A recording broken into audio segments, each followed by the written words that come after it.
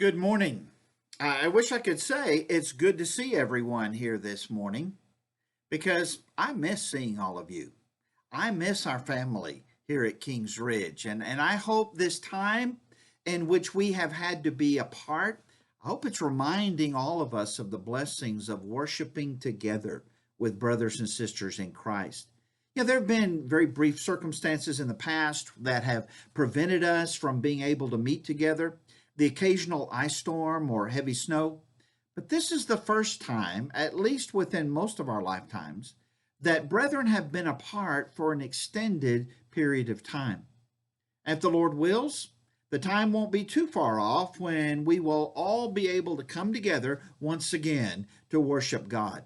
But until that time comes, I'm thankful that the Lord has not made worship something that requires complicated elements to accomplish His will.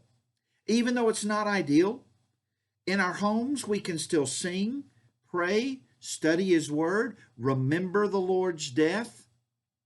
So let's thank God for that blessing. Now, for the next few minutes, I want us to consider one of the books of poetry found in the Old Testament. The book is simply called Job. Within that book, we find the record of a man and his struggles during what had to be the most difficult period of his life.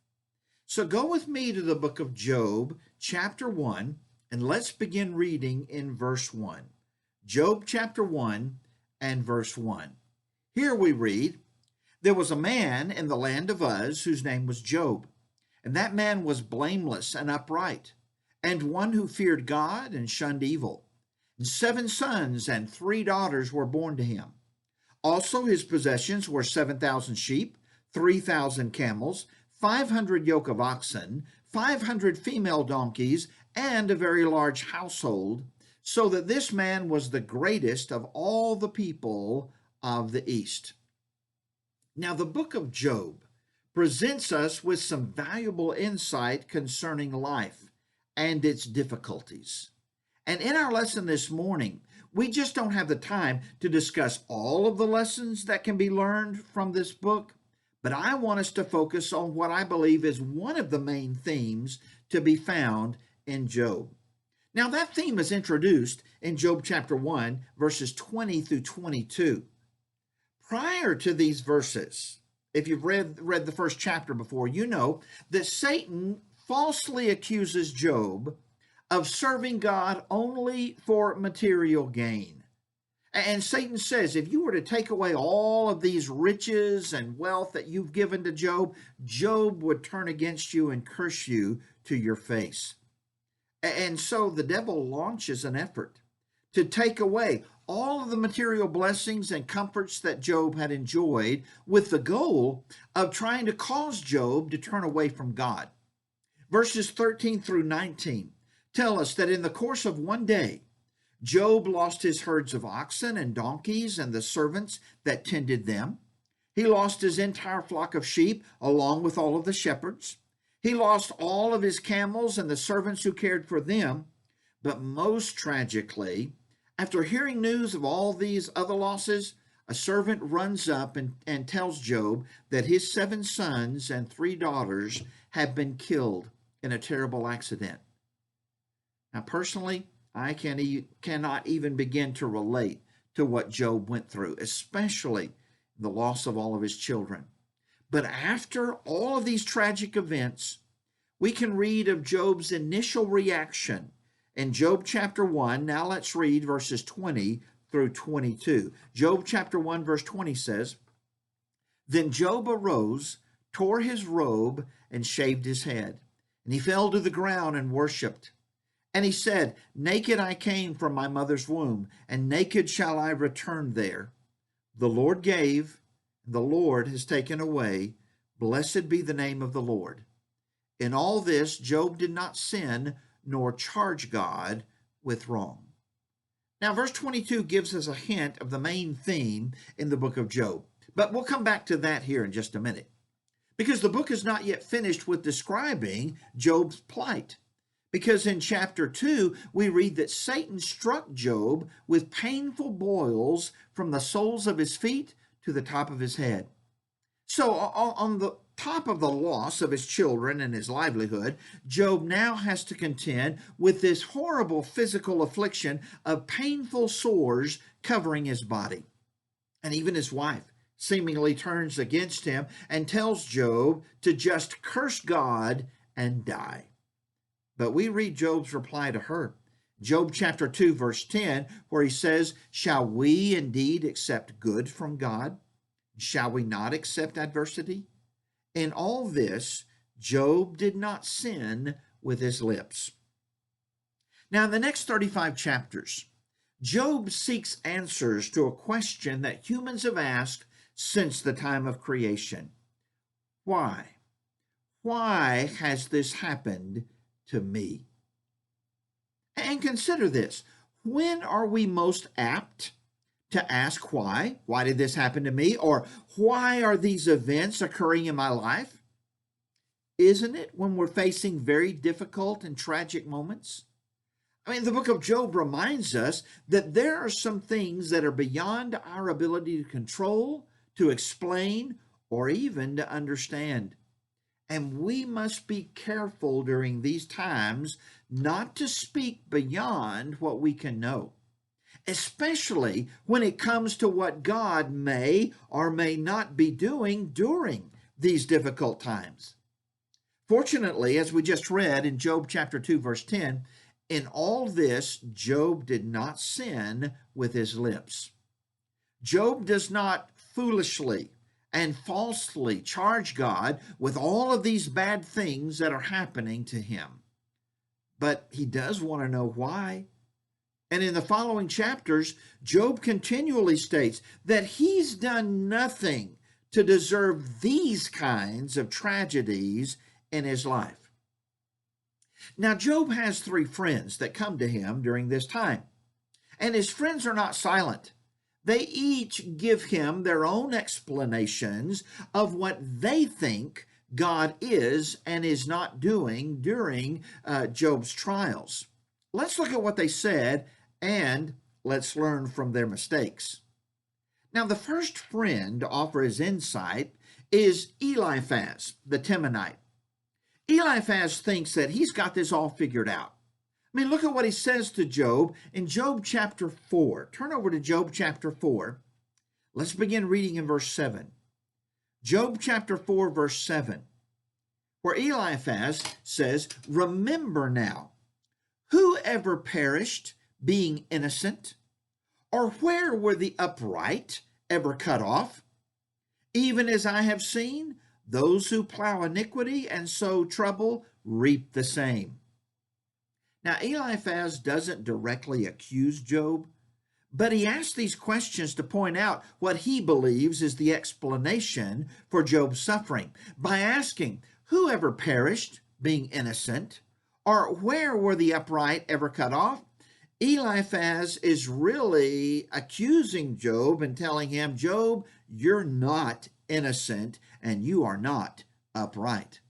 I mean, Eliphaz is indirectly suggesting that the reason Job has experienced these tragedies is because he sinned. And Eliphaz is convinced that these difficulties are just the consequences of Job plowing iniquity and sowing trouble. And Eliphaz even tries to offer proof as to the truth of his words. Look down at verse 12, Job chapter 4, verse 12. Here Eliphaz says, "Now a word was secretly brought to me, and my ear received a whisper of it. In disquieting thoughts from the visions of the night, when deep sleep falls on men, fear came upon me, and trembling, which made all my bones shake. Then a spirit passed before my face. The hair on my body stood up. It stood still, but I could not discern its appearance. A form was before my eyes. There was silence. Then I heard a voice saying." Now, Eliphaz is convinced that he's received some kind of personal revelation whispered only to him in secret. And he claims in the very next verse to have had a vision of the night or a dream. in which a voice spoke to him and revealed to him the reason for Job's suffering. I mean, Eliphaz confidently, or maybe we should say arrogantly, asserts in chapter 5 that God is the one who is doing this, that God is correcting Job for his sin. And he concludes his assertions by claiming in Job chapter 5, verse 27, "Behold, this we have searched out. It is true. Hear it and know for yourself." But you and I can know that what Eliphaz was claiming was not true. I mean, he had not received any kind of whispered secret word, at least not from God, nor had his dream revealed the truth behind what was happening to Job. And these were egotistical claims made by a man who wanted everyone to think that he knew what he was talking about. And we'll see that when we get to the end of Job, where God rebukes Eliphaz for his arrogance. Now, in the next two chapters, Job continues to express his suffering, and he asks for his friends' sympathy. But Job's friends, instead of giving him comfort and sympathy, they're determined to give him their own explanations of what they think is happening. Now, that brings us to Bildad, the Shuhite, in chapter 8. Now, go over to Job chapter 8, and let's read what he tells Job in verse 3. Job chapter 8, verse 3. Bildad asked, "Does God subvert justice or judgment? Or does the Almighty pervert justice? If your sons have sinned against him, he has cast them away for their transgression." I mean, wow, what a claim to make, especially to a grieving parent. I mean, Bildad doesn't indirectly suggest that these tragedies are a result of sin. He really just states your sons sinned and they were killed or cast away because of their sin. But Bildad isn't through yet. Look now at verse 5.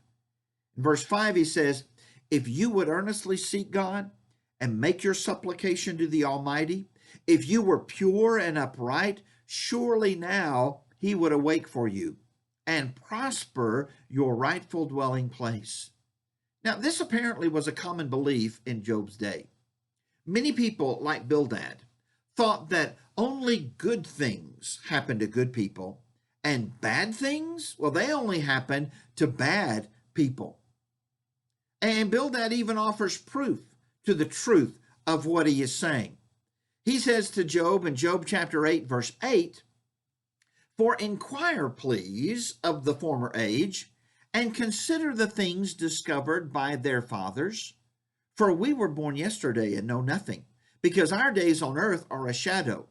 Will they," talking about the teachings of the fathers, "not teach you and tell you and utter words from their hearts?"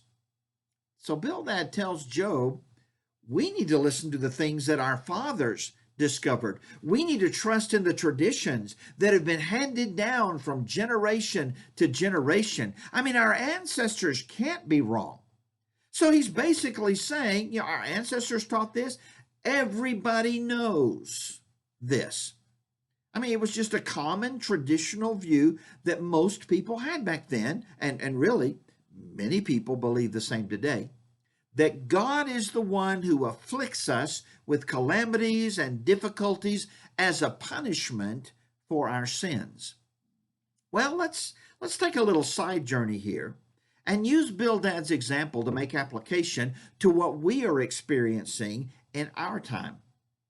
I've recently been asked by people here in Lubbock, as well as brethren from Peru, Argentina, Nigeria, if the coronavirus is a punishment from God. Now, they're being asked this question by their friends and their neighbors, and they want to be sure that they don't say something about God that's not true.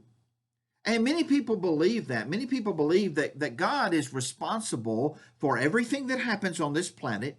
They've been raised in a religious environment that believes that everything that happens is God doing that. So every event that transpires, whether it's good or evil, every action that humans take, everything is God carrying out his will. I mean, many believe that since God is all powerful, the universe with his power and might, since he is in charge, that means for many people that somehow what's going on here must be a direct expression of God's actions. Well, Bildad made the mistake of thinking that. And lots of people today are thinking the same thing. After all, God is God. God always gets his way, doesn't he? So someone we know that dies of the coronavirus, I mean, if you believe what Bildad believed, then you might be tempted to think, well, God killed my friend, or God took my loved one. But is that what the Bible reveals about God and his nature? Well, go back to the very beginning. Go back to Genesis chapter 2, where you can read about God's first laws that he gave to man. When God placed Adam and Eve in the Garden of Eden, and he commanded them, saying, of every tree of the garden you may freely eat, but of the tree of the knowledge of good and evil you shall not eat, for in the day that you eat of it you shall surely die. Now, what was the will of God here? Well, the will of God here in Genesis chapter 2 is very clearly stated, without any doubt. Don't eat of that tree in the middle of the garden. Well, what happens in the very next chapter? Well, Genesis chapter 3, Satan comes along. He's talking to Eve. He's claiming that God was lying to them when actually Satan was the one lying. And so Eve believed him. And in verse 6, we read that the woman saw that the tree was good for food. It was pleasant to the eyes, a tree desirable to make one wise. So she took of its fruit and ate. She also gave to her husband with her, and he ate. So sin entered the world. Now, did God want that to happen? No, he did not. Was God responsible for that? No, he was not. Well, what happened there? Well, God gave man this thing called free will, the ability to choose. What happened there in the garden is that Adam and Eve did what they wanted to do rather than what God wanted them to do. So God did not get his way that day. And that's a difficult concept for some people. But God did not want sin to occur. God wanted man to remain in the garden, living with him, doing his will, having a relationship with him. But because of Adam and Eve's choice, sin and death entered this world. Genesis 3 tells us that along with sin and death came a host of other negative consequences. And many of the troubles in this world, they can trace their beginnings back to Genesis chapter 3. I mean, Paul writes in Romans chapter 5 and verse 12, therefore, just as through one man sin entered the world, and death through sin, thus death spread to all men because all sinned. Not only did death enter the picture, the latter part of Genesis 3 tells us that along with sin and death came pain in childbirth, the ground being cursed, thorns and thistles, and a host of other negative consequences. In fact, in Romans chapter 8, we can read in verses 20 through 22, Romans chapter 8, let's start reading in verse 20, says, for the creation was subjected to futility, not willingly, but because of him who subjected it in hope, because the creation itself also will be delivered from the bondage of corruption into the glorious liberty of the children of God. For we know that the whole creation groans and labors with birth pangs together until now. So not only did man suffer the consequences of his sin, but all of creation suffered. That wasn't what God wanted. And the truth of the matter is that not only did God not get his way in Genesis chapter 3, God's still not getting his way when it comes to man and man's free will. Men and women still continue to sin. They exercise free moral agency. They do what they want to do rather than what God wants done. And as a result, there's pain and there's heartache of every kind, and God is not responsible for that. So who is responsible for that? Well, Genesis 3, we read one. Satan is the one who brought that temptation. just like Satan was the one responsible for tempting Job by taking away all of his possessions and his children. So Satan partially is responsible for that, but also we share in that responsibility. The person who chooses to sin is also responsible for that sin. And many times a person's sinful choices will bring pain and suffering into the world, not only for that person, but it'll cause pain and heartache in the lives of those around him. So we need to be careful here, because it is during times of tragedy and heartache that we may be tempted to blame God or say things about God that are just not true. And that gets us back to Bildad in the book of Job. I mean, we're going to see at the end of the book that Bildad was just wrong in what he was saying. And God is going to rebuke Bildad for saying things about God and the circumstances of Job that just weren't true.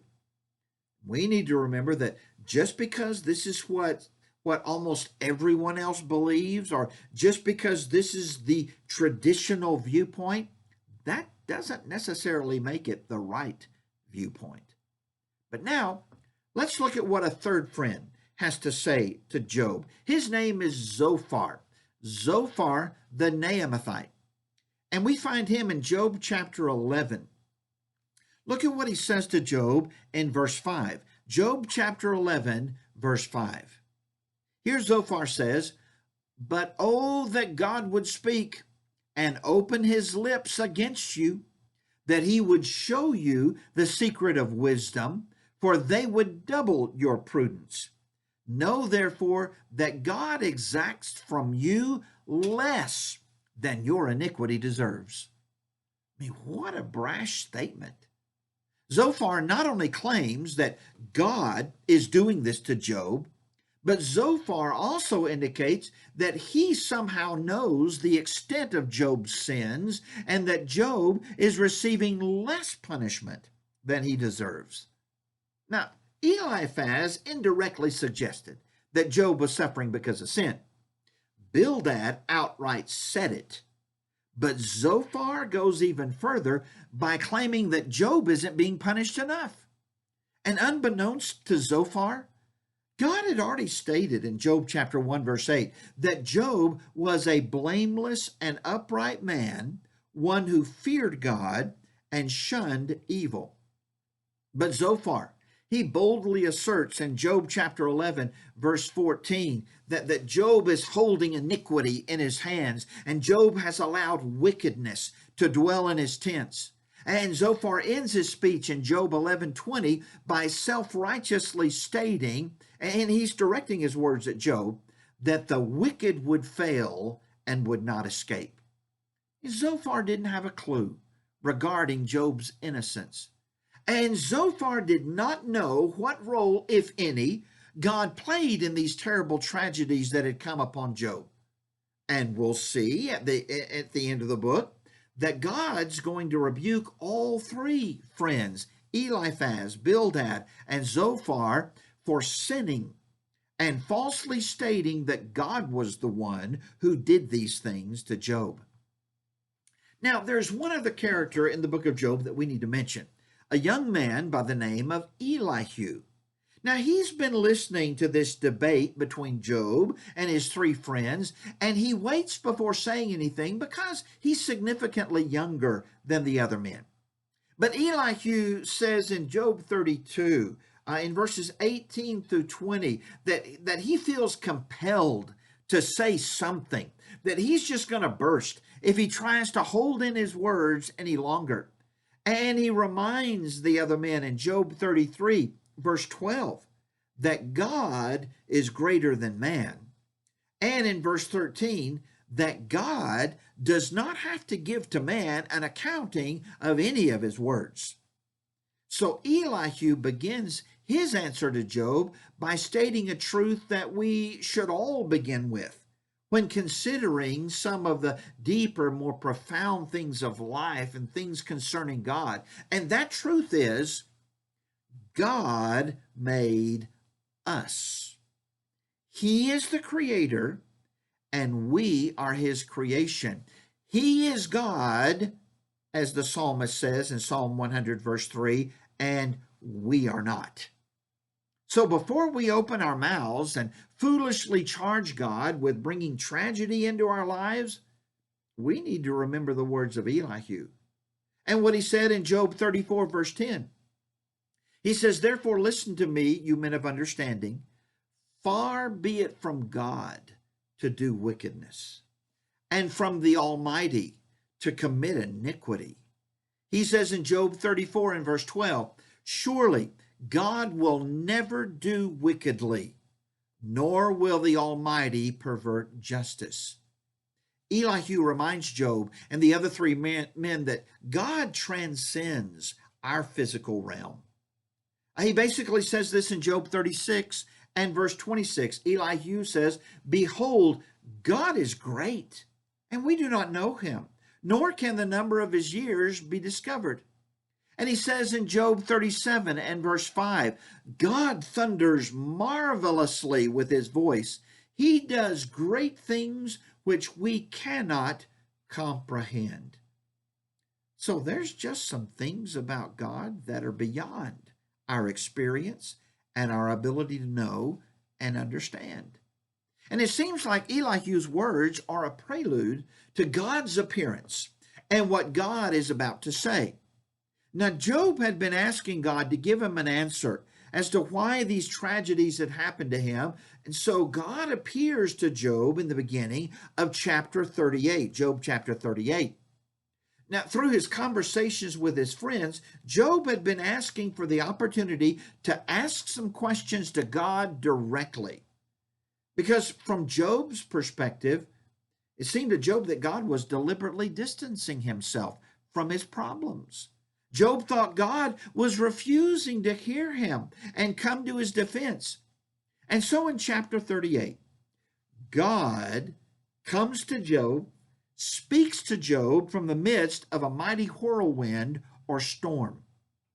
So let's read Job 38, beginning in verse 1. Job 38, verse 1 tells us, then the Lord answered Job out of the whirlwind and said, who is this who darkens counsel by words without knowledge? Now prepare yourself like a man. I will question you, and you will answer me. And I love this question that God begins with. Where were you when I laid the foundations of the earth? Tell me, if you have understanding. Who determined its measurements? Surely you know. And who stretched the line upon it?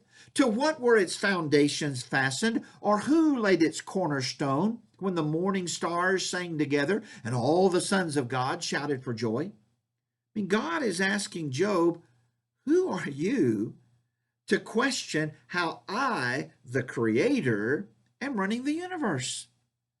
I mean, this should serve as a reminder to each of us that we need to rest our complete trust and confidence in the fact of God's sovereignty over his creation. And far too often we worry, we fret, we labor trying to govern the course of events that concern us. We agonize over trying to control things that are really just in the realm of God's control. And those who try to place themselves on God's throne and try to control what happens in the world, they soon realize that that task for a human being is as stressful as it is impossible. God admonished Job for having worked himself up into such a demanding state of mind, questioning God's management of the events in his own life. And Job was humbled at this reminder that he had not been letting God be God. I believe it's also important to note that God does not answer all of the questions that Job has concerning why. Instead, in chapters 38 through 41, God asks question after question to Job about the creation and the way that things work, questions about geography and clouds and rain and dawn and dark and light, questions about the solar system and the stars and the various constellations, questions about insects and reptiles and birds and great beasts. And through these questions, God reminds Job that there were many things that Job did not know and many things that Job could not understand. I mean, look at the exchange between God and Job in Job chapter 40, verse 1. Go over to Job chapter 40 now, verse 1. Here we read, "Moreover, the Lord answered Job and said, Shall the one who contends with the Almighty correct him? He who rebukes God, let him answer it. Then Job answered the Lord and said, Behold, I am vile. What shall I answer you?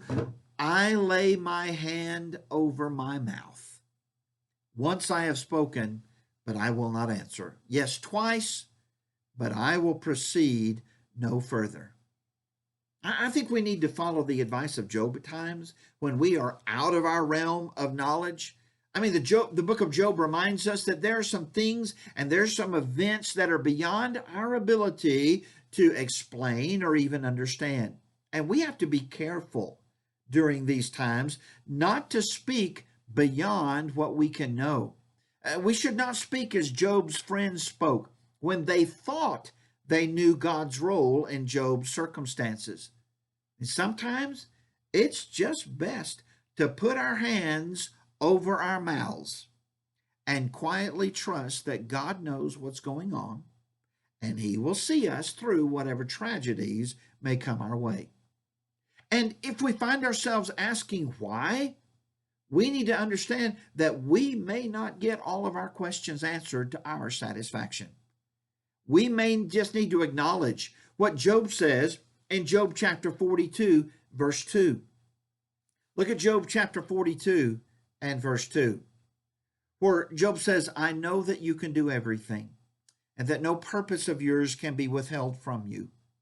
You asked, Who is this who hides counsel without knowledge? Job tells God, Therefore I have uttered what I did not understand, things too wonderful for me, which I did not know. I mean, Job realized that he needed to continue to trust in God, even when God hasn't given him the explanations that he wants. And lest we forget about Eliphaz, Bildad, and Zophar, listen to what God says to Job's friends in Job chapter 42, verses 7 and 8. Job chapter 42, verse 7 says, And so it was, after the Lord had spoken these words to Job, that the Lord said to Eliphaz the Temanite, My wrath is aroused against you and your two friends, for you have not spoken of me what is right, as my servant Job has. Now therefore take up for yourselves 7 bulls and 7 rams, go to my servant Job, and offer up for yourselves a burnt offering. And my servant Job shall pray for you, for I will accept him, lest I deal with you according to your folly, because you have not spoken of me what is right, as my servant Job has. So what's the lesson for us? Well, they thought they knew what God was and wasn't doing in very difficult and tragic circumstances. And God says, you haven't spoken of me what is right. You didn't know what was going on. So when it comes to the things of God and what God may or may not be doing in our lives, we need to be very careful about what we say. And what of Job after God had spoken to him and to his friends? Well, Job 42 verse 10 tells us, And the Lord restored Job's losses when he prayed for his friends. Indeed, the Lord gave Job twice as much as he had before. And we read in verse 12, Now the Lord blessed the latter days of Job more than his beginning. I mean, these restored fortunes were tokens of God's grace. These last few verses in the book of Job remind us that God can withhold or give his blessings as he chooses for purposes sometimes known only to him. So what should we say about God during times like these here in our day, during the time of this quarantine and the virus that's spreading throughout the world? Well, we can only say about God what God has told us about himself. I mean, just like Job had to learn, there are a lot of things that God has not told us about himself, about his creation, or about his providential care. I mean, Moses told the children of Israel in Deuteronomy 29:29, the secret things belong to the Lord our God, but those things which are revealed belong to us and to our children forever, that we may do all the words of this law. So we need to be content with the things that God has revealed. Now, Peter assures us that God really has revealed to us all that we need to live a faithful and fulfilling life, even in the midst of very difficult times. In 2 Peter chapter 1, verse 2, Peter writes, grace and peace be multiplied to you in the knowledge of God and of Jesus our Lord, as his divine power has given to us all things that pertain to life and godliness through the knowledge of him who called us by glory and virtue. I mean, Job really had the honor of being used by God to refute what Satan had falsely said about Job and man in general. I mean, the devil's slanderous words belittled both man and God. Satan said, men only serve you because of what you give them. Take away what you give them, take away the material things, they won't serve you any longer. Now, if Satan's slanderous words had been correct, I mean, if man only served God for material gain, and if God had to bribe man to worship him, then the very foundations of a true, loving relationship between God and man are destroyed. Job shows us that we can serve God out of faith and trust, even when we don't understand why certain events are occurring. We can continue to have confidence in God's plans and purposes, even when the explanation is missing. Instead of searching frantically for the elusive why, as Christians, we can be content in life, and our trust and our hope is in God. And instead of pounding the walls in angry frustration, we can quietly accept God's designs, and we can know, as Paul wrote in 2 Corinthians, his grace is sufficient for us. We can know, as the psalmist declared, his ways are perfect. We can know, as James wrote, that he is full of compassion and mercy. So thank you for listening to our message this morning. Now, for those of you that are members at Kings Ridge, if you've not already done so, I encourage each of you to now take some time to sing some songs of praise to God. Let's offer up our prayers of thanks for God's blessings, for him giving us another Lord's Day that we can worship him. Let's also be sure to remember the sacrifice that Jesus made on our behalf. You may want to read one of the accounts of the crucifixion in the Gospels, or maybe Paul's words to the Corinthians in the latter part of 1 Corinthians 11. But I want to say to each of you, may God bless you as you continue to worship him on his day.